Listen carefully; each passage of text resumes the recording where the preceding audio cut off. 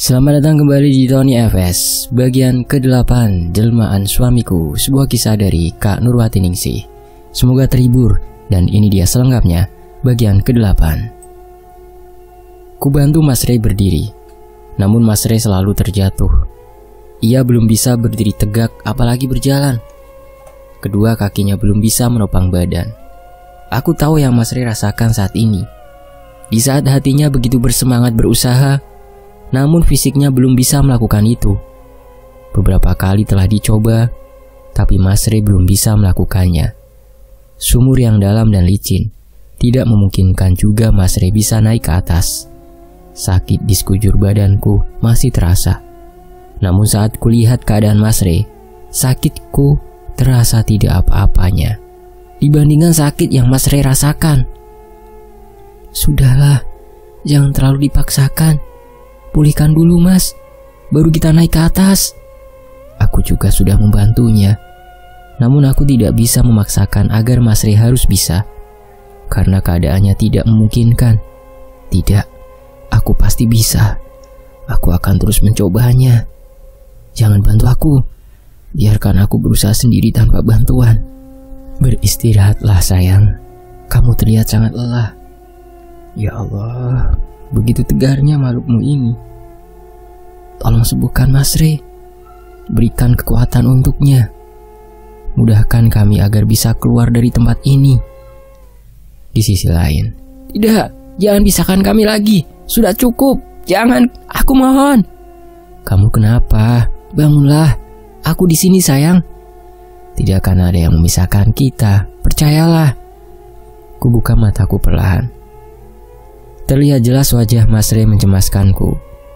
Aku menangis jadi-jadinya di depan Mas Ray. Dia mengulang pertanyaan yang sama, namun tetap saja aku belum bisa menjawabnya. Isak tangis tersimpan di dadaku. Mas Ray memelukku. Ia terus bertanya, kenapa aku bisa menangis sehisteris ini? Di tengah Mas Ray sedang berusaha, tanpa sadar, aku memejamkan mata, kemudian tertidur. Aku bermimpi kita akan berpisah kembali. Ya Allah, pertanda apa lagi ini? Aku masih menangis di pelukan Mas Ray. Aku tidak siap jika itu benar-benar terjadi. Tenanglah, aku di sini Ratih. Mulai saat ini dan seterusnya, aku selalu bersamamu. Mas Ray menatap mataku dalam. Kulihat ada senyum Hafiza nampak di wajahnya. Sementara itu, bismillah. Setelah aku beristirahat, saatnya berjuang bersama naik ke atas dengan tangga rantai yang kuikatkan di tiang sebelum turun ke bawah. Apa kamu sudah siap, Mas? Tanyaku. Iya, aku siap. Siap berjuang naik ke atas dengan selamat bersamamu. Bismillahirrahmanirrahim. Kutanjakan kaki perlahan satu persatu. Begitu pula Mas Ray yang mengikutiku dari belakang. Aku menunduk ke bawah. Mas Ray berhenti di tengah jalan. Mungkin dia kelelahan. Dan bukan hanya itu, pasti Mas Ray sedang menahan sakit di tubuhnya. Terlebih lagi luka di pergelangan kaki dan tangannya. Posisi kami sudah ada di tengah-tengah, merayap ke dinding sumur. Bersusah payah menaiki tangga rantai dan bertekad kuat selamat.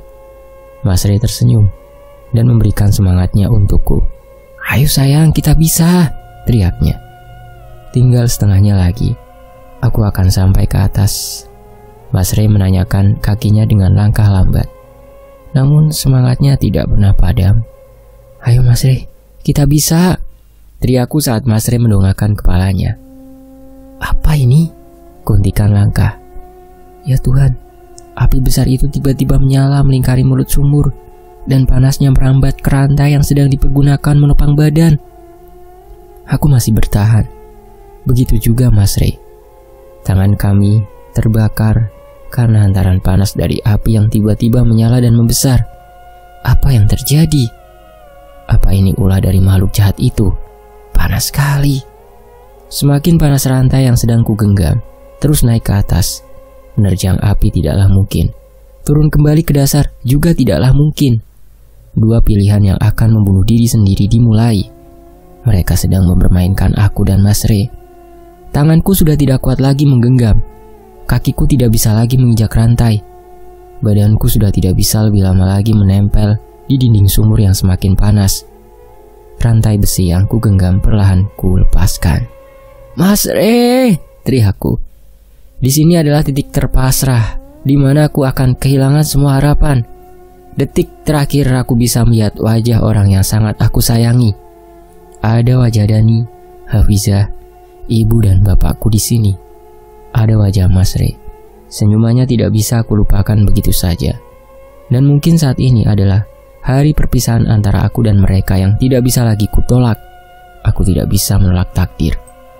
Aku mengingat akan segala kesalahan yang selama ini kuperbuat.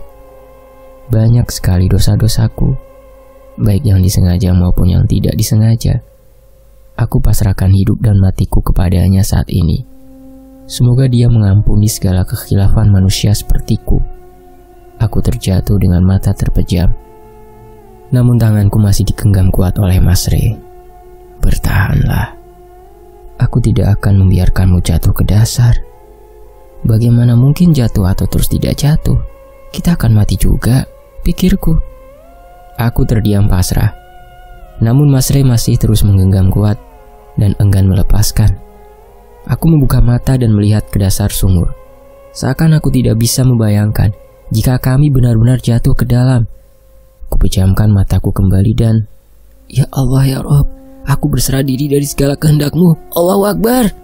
Aku terjatuh bersama Mas Re karena dia juga sudah tidak bisa menahan panas rantai yang masih ia genggam.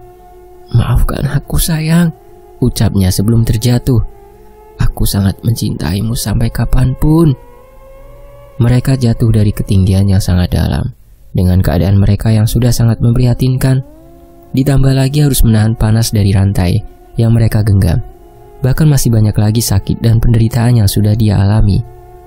Kini mereka harus jatuh bersama ke dasar sumur, yang dimana di sana banyak sekali bebatuan tajam di bawahnya. Batu-batu kini sudah diselimuti warna merah darah segar.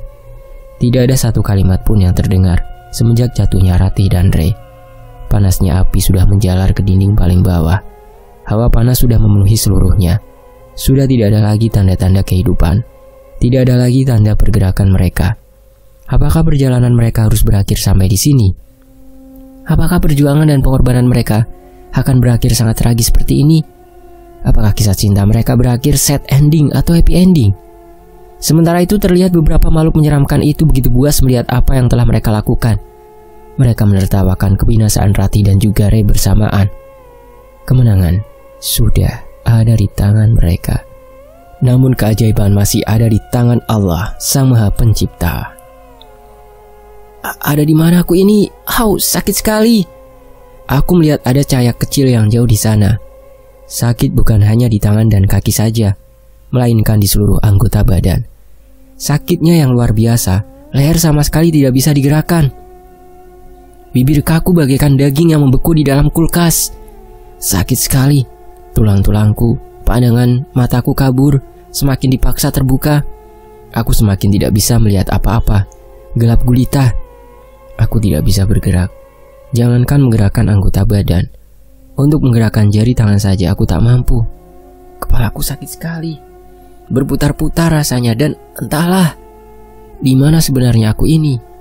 Kenapa aku terbaring lemah begini? Apa aku sedang bermimpi? Jika ini sebuah mimpi, tolong bangunkan aku ya Rob. Aku ingin mengakhiri rasa sakitku ini.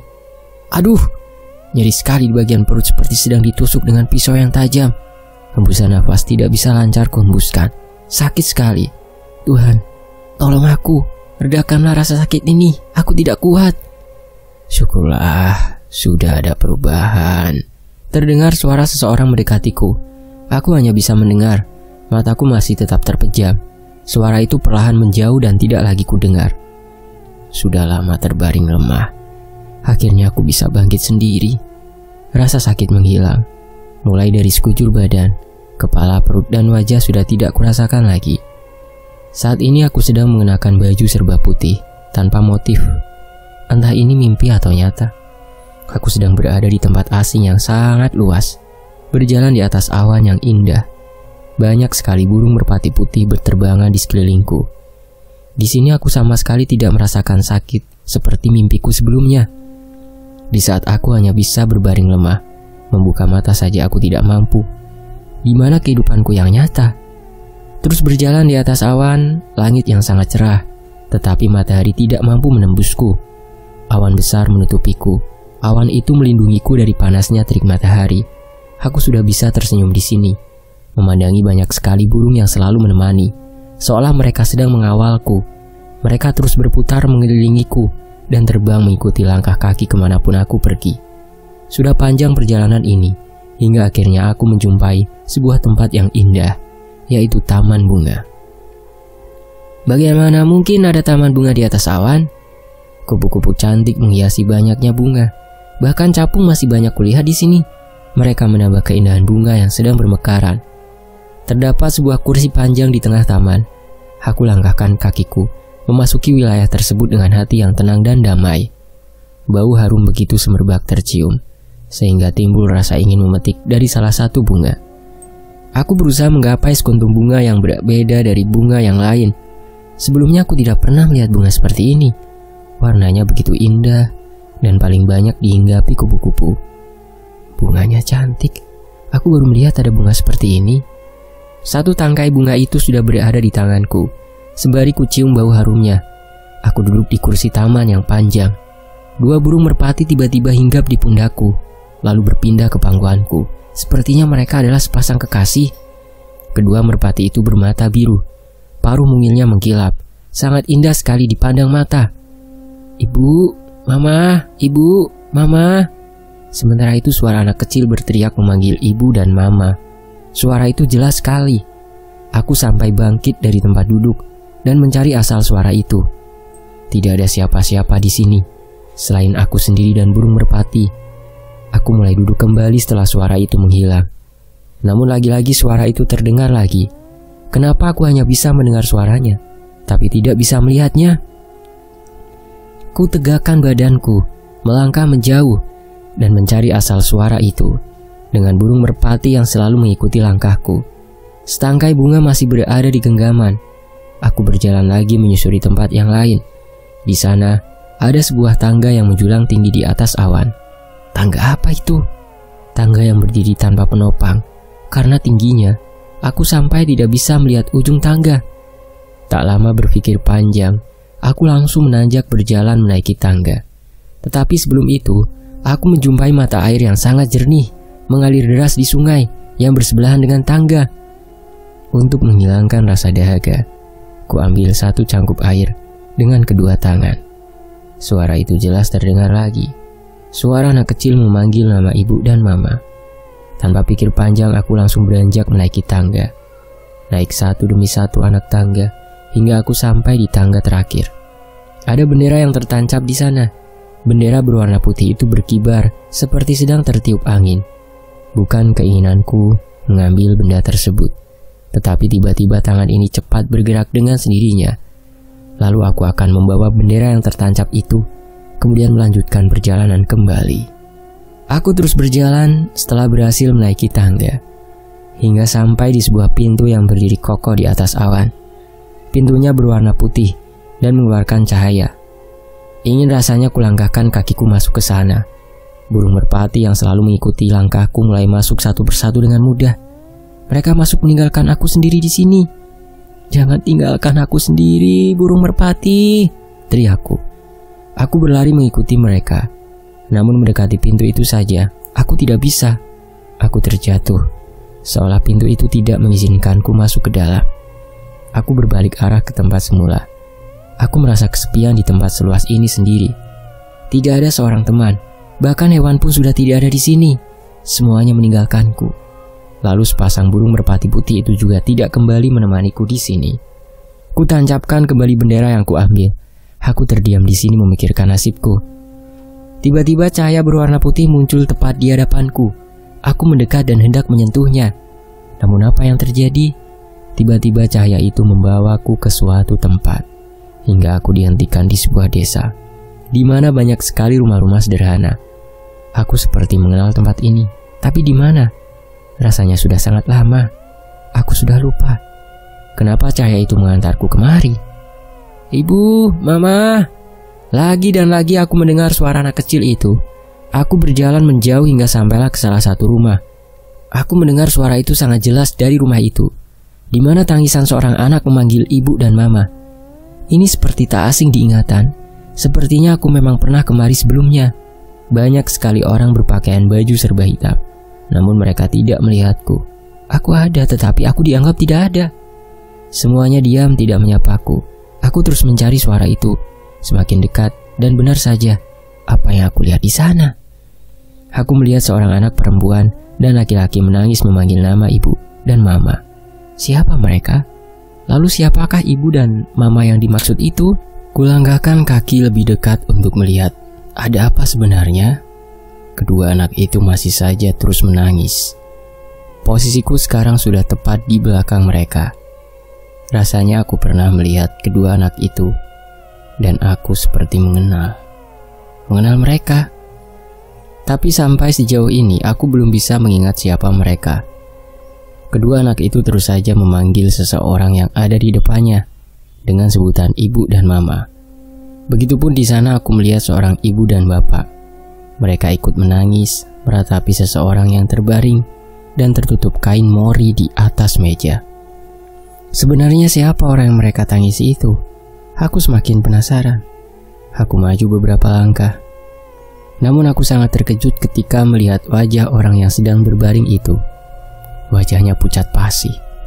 Orang itu adalah aku. Wajahnya sama persis denganku. Apa itu memang aku? Kenapa aku terbaring lemah sampai-sampai mereka menangisiku? Apa aku telah mati? Tidak, pasti dia adalah orang lain yang menyerupaiku. Aku belum mati, aku masih hidup dan aku ada di sini. Mimpi macam apa ini? Aku ingin segera bangun dari mimpi buruk ini. Kulihat ada sebuah nisan kayu bertuliskan nama Ratih. Nisan itu berada di samping terbujurnya tubuh orang yang menyerupaiku. Aku melihat anak laki-laki itu memeluk tubuhku dengan erat, lama sekali. Tangisnya membuat dadaku sakit seketika melihatnya.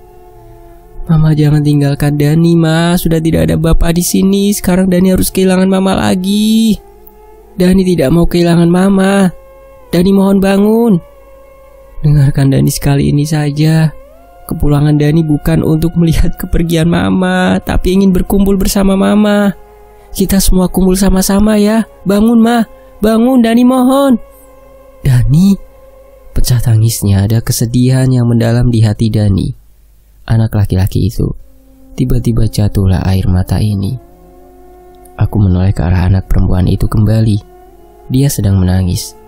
Kepalanya bersandar di perut orang yang menyerupaiku. Matanya merah karena tak henti-hentinya menangis. Anak itu terus saja memanggil nama ibu. Hafiza tidak mau kehilangan ibu. Bangun, Bu. Hafiza mau ibu bangun lagi. Ibu belum meninggal. Ibu masih hidup. Hafiza tidak mau sendiri tanpa ibu. Kenapa ibu tidak membawa Hafiza ikut dengan ibu? Kenapa ibu tega meninggalkan Hafiza? Mana janji ibu? Ibu selalu bilang kita akan berkumpul bersama. Kak Dani sudah pulang. Bagaimana kalau nanti ayah pulang, Bu? Ayah pasti sangat sedih melihat ibu begini. Ayah akan sedih, Bu. Kalau ibu pergi, tidak akan ada lagi kebersamaan yang Hafiza impikan dari dulu. Bangun, Bu. Hafiza sayang sama ibu. Hafiza janji bakal nurut sama ibu. Tangisnya. Aku ikut menangis jadi-jadinya. Tidak ada orang yang mampu mendengar tangisanku di sini. Melihat saja mereka tidak bisa. Aku ingat semuanya. Orang yang terbaring itu memanglah aku. Ratih adalah namaku. Dani dan Hafiza, mereka adalah anak-anakku. Ibu dan bapak itu adalah kedua orang tuaku. Aku merindukan mereka, sangat rindu. Aku mendekat, berusaha menyentuh Dani dan Hafiza. Namun aku tak bisa. Aku tidak mampu menyentuh mereka. Bahkan menyentuh badanku saja sulit kulakukan. Apa aku benar-benar sudah mati? Oh Tuhan, aku memang sudah mati. Ini bukan mimpi. Aku memang sudah tidak bisa lagi berkumpul dengan mereka. Aku tidak bisa bangun dari mimpi buruk ini. Bagaimana ini? Aku tidak bisa berbuat apa-apa selain pasrah. Lama sekali aku menyaksikan semua. Hingga akhirnya aku harus menjadi saksi bisu kematianku sendiri. Badanku perlahan dipindahkan ke dalam keranda. Jangan masukkan aku ke dalam keranda. Aku mohon jangan. Aku di sini, aku belum mati, aku masih hidup. Tolong lihat aku di sini. Dengarkan aku. Aku ada di sini. Kumohon jangan bawa aku." Sekeras apapun ku berteriak, tetap saja mereka tidak bisa mendengar dan melihatku. Sekuat apapun aku memohon, tetap saja sia-sia. Kulihat Hafiza menangis histeris lebih keras ketika ia harus menyaksikan aku yang sudah digotong menjauh dari dirinya. Mereka semua menangis melihat kepergianku. Aku mau dibawa kemana lagi? Tolong hentikan. Tolong hentikan. Jangan lanjutkan angkat kaki kalian. Aku masih hidup. Jangan lanjutkan lagi. Aku di sini. Aku menangis melihat badanku yang terus dibawa keluar. Mereka tetap saja membawaku. Di sepanjang perjalanan, Dani dan Hafiza terus saja menangis. Ada isak tangis yang tersimpan di hati ibu dan bapakku. Banyak sekali tetangga yang mengantarku. Suasana duka ku rasakan. Aku mau dibawa kemana? Berhenti, teriakku. Apa yang akan mereka lakukan setelah ini? Bagaimana jika aku tidak bisa menjelaskan bahwa aku di sini? Bagaimana caranya agar aku bisa masuk lagi ke dalam raga? Aku ingin hidup kembali. Ya Allah, tolong sampaikan kepada mereka. Sementara itu keranda perlahan diturunkan. Sekarang aku berada di mana banyak sekali nisan-nisan tertancap. Ini pemakaman. Tidak, apa yang akan mereka lakukan? Ya Allah, aku mohon bangunkan aku dari mimpi buruk ini. Aku mohon bangunkan aku dari tidur panjangku. Orang-orang itu, termasuk bapak, ikut menurunkan badanku ke dalam liang lahat. Jangan, apa yang hendak bapak lakukan? Ini Rati, lihat Rati ada di sini, Pak. Rati, mohon dengarkan Rati, jangan lakukan itu. Badanku perlahan sudah diturunkan. Tanah menutupi seluruh badanku. Semua orang meninggalkanku sendiri, disusul oleh ibu dan bapak. Kemudian kedua anakku yang enggan meninggalkanku. Aku duduk termenung. Aku sudah pasrah dengan takdir yang Allah tetapkan. Aku menangis. Mereka tidak akan mendengar tangisanku. Aku sendiri. Jangan tinggalkan aku. Ibu, bapak, Dani, Hafiza. Kesedihan yang begitu dalam, yaitu saat kita melihat orang yang kita sayangi pergi menjauh dari tempat peristirahatan terakhir. Dibiarkan sendiri dengan perasaan takut luar biasa. Ingin pulang tapi tidak bisa ikut pulang. Untuk catatan, yang seperti mimpi namun bukanlah mimpi adalah sebuah kematian. Kita bisa menyaksikan kematian, tetapi kita tidak menyadarinya. Kita mengira itu adalah sebuah mimpi setelah kita ditinggalkan oleh keluarga. Kita berteriak tidak ingin ditinggal sendiri. Setelah itu nyawa kita akan dikembalikan lagi di dalam kubur oleh Allah. Saat itulah kita menyadari ini bukanlah mimpi, tetapi kematian. Astagfirullah, astagfirullah, astagfirullah, ya Allah ya Rabb. Aku membuka mataku dengan percucuran keringat. Keringat membasahi seluruh badanku. Jantung berdetak kencang. Nafas tidak beraturan. Aku bisa membuka mataku kembali dengan jelas. Pandanganku dan pendengaranku sudah mulai berfungsi normal. Ya Allah, ternyata ini hanya mimpi. Ini hanyalah mimpi. Aku masih hidup, ya Allah. Aku masih hidup. Aku terbangun dengan rasa sakit yang masih aku rasakan. Kuusap butir air mata yang menetes di kedua pipi. Mimpi itu begitu nyata. Tidak bisa aku ungkapkan rasa sedih dan takutku ketika itu. Aku ada di mana sekarang? Aku sudah bisa melihat jelas ke sekeliling ruangan. Tapi entahlah, aku mencoba bangkit dari berbaringnya badan. Aku duduk menyender sembari menyentuh perut. Aku hanya bisa meringis menahan sakit pada perutku. Kamu sudah sadar? Seorang nenek masuk dan menghampiriku. Sementara itu seorang kakek mendekat. Bagaimana keadaanmu sekarang? Menanyakan keadaanku. Aku tidak menjawab. Aku hanya diam memandangi wajahnya. Bagaimana rasanya sekarang? Nenek itu mendekati dan duduk di sampingku. Aku masih terdiam. Biarkan dia istirahat dulu. Mungkin ingatannya belum terlalu pulih. Ayo kita keluar, ucapnya. Kakek itu mengajak nenek yang duduk di dekatku untuk keluar dan meninggalkanku di sini sendiri. Siapa mereka? Sementara itu berhari-hari bahkan berminggu-minggu merekalah yang merawatku, melayaniku dengan baik. Mulai dari makan hingga semuanya mereka selalu memperhatikanku. Terkadang mereka menanyakan hal-hal yang tidak aku mengerti. Bukan tidak mengerti, hanya saja mungkin aku belum mengingatnya. Seperti apa yang dikatakan kakek kala itu. apakah kamu ingat benda ini? Nenek itu memberikan sebuah Al-Quran kecil ke tanganku. Al-Quran itu seperti tidak asing. Aku menggelengkan kepala. Cobalah buka Al-Quran ini dengan membaca basmalah, pintanya. Bismillahirrahmanirrahim. Aku membuka lembaran demi lembaran. Satu demi satu kubuka dan perlahan aku baca. Namun apa yang terjadi saat aku membuka lembaran selanjutnya? Bukan huruf Al-Quran lagi yang ada di setiap lembaran. Namun aku menyaksikan sebuah kehidupan di sini. Sangat jelas aku diperlihatkan kisah-kisah hidupku saat awal menikah dengan Mas Yadi dan mempunyai seorang anak lelaki. Anak itu yang ada di dalam mimpiku, Dani. Setelah itu aku melihat jelmaan suamiku, asap hitam. Awal mula asap itu datang dan aku pernah berhubungan dengannya. Hingga setelah itu aku melihat bayi hanyut di sungai. Aku mengambilnya atas permintaan asap tersebut. Sampai bayi perempuan itu tumbuh besar menjadi putri cantik sekarang. Dia anak perempuan yang menangisiku di dalam mimpi, Hafizah. Sampailah pada saat aku bertemu dengan Mas Rey, menyaksikan penyiksaan yang menimpa dirinya dan perjalanan panjang perjuangan kami. Hingga akhirnya kami terjatuh ke dalam dasar sumur bersama. Mas Rey, di mana dia sekarang? Aku ingat semuanya. Nenek dan kakek Thohir tersenyum melihatku. Air mata deras membanjiri pipiku. Kakek, aku terjatuh bersama Mas Rey. Iya, kami tahu. Aku jatuh dengan Mas Rey, lalu di mana dia sekarang? Kenapa aku tiba-tiba ada di sini? Di mana Mas Rey sekarang? Apakah dia juga selamat? Tenangkan pikiranmu. Kamu baru saja pulih. Nenek menyodorkan sapu tangan untukku. Dia selamat. Hanya saja belum waktunya kamu melihat Rey. Kakek, aku mohon, antar aku menemui Mas Rey sekarang. Ratih, mohon. Aku terus merintih seperti anak kecil di hadapan mereka. Aku sangat mengkhawatirkan keadaan Mas Rey. Aku memaksakan badanku agar bisa berdiri tegak dan berjalan. Tak peduli dengan rasa sakitku ini. Yang aku tahu, aku ingin melihat Mas Rey. Aku terjatuh dan terjatuh lagi, berusaha terus namun selalu gagal. Rasa sakit sudah tidak kuhiraukan, namun aku tidak bisa membohongi diri. Aku memang belum bisa melakukannya. Kulihat nenek dan kakek Thohir hanya bisa menyaksikanku. Tidak, aku tidak boleh menyerah begitu saja. Aku harus tetap semangat, aku pasti bisa. Mas Rey, tunggu aku. Berkali-kali aku mencoba untuk berdiri dan melangkahkan kaki. Meskipun dengan rasa sakit yang tidak aku rasakan, akhirnya aku bisa bangkit dan berjalan meskipun masih sangat lambat.